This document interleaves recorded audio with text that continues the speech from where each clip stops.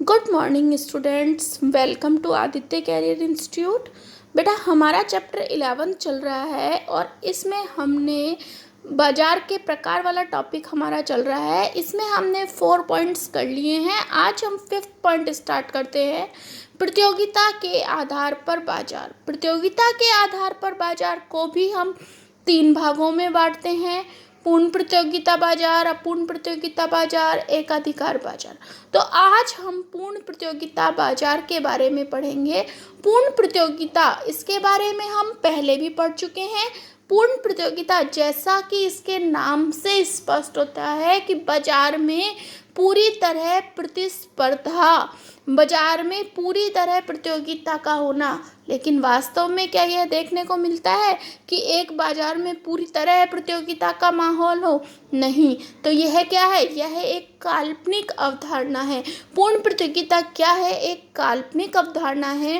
इस बाजार में क्रेता और विक्रेताओं की संख्या इतनी अधिक होती है, असंख्य होती है। इसमें वस्तु की कीमत समान होती है। हमने पहले भी पढ़ा था, जो वस्तु की कीमत होती है वो समान होती है।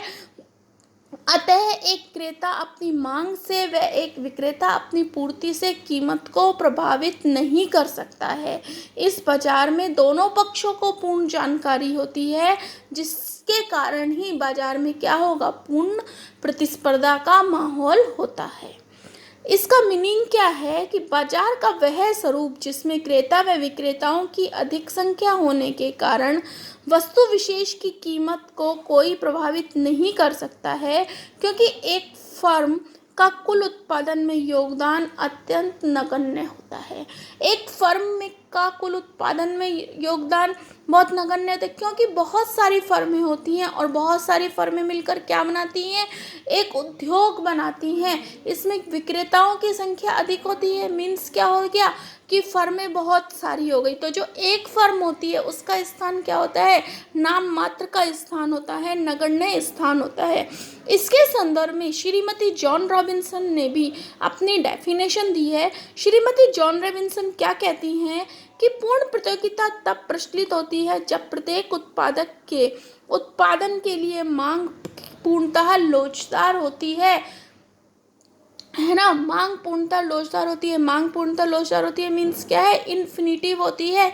ओ एक्स अक्ष के पैरेलल होती है मांग। मतलब वस्तु की कीमत में परिवर्तन नहीं होता है, वस्तु की कीमत समान रहती है।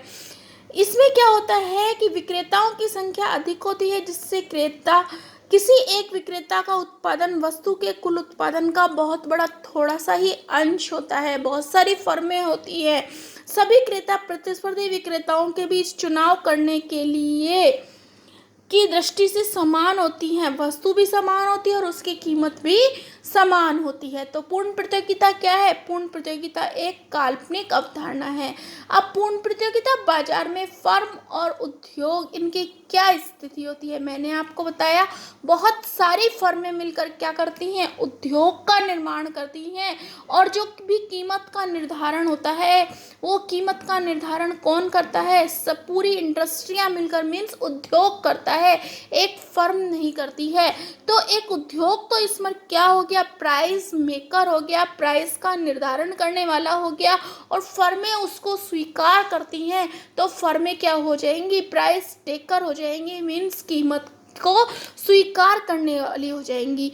तो इसमें क्या है कि उद्योग द्वारा निर्धारित कीमत पर ही फर्म अपनी वस्तु बेच सकती है। फर्म कीमत निर्धारित नहीं कर सकती है, क्योंकि पूर्ण प्रतियोगिता बाजार में कीमत का निर्धारण कुल मांग और कुल पूर्ति के आधार पर किया जाता है। अर्थात एक फर्म का मांग वक्र पूर्णतः कैसा होता है? लोचदार होता है।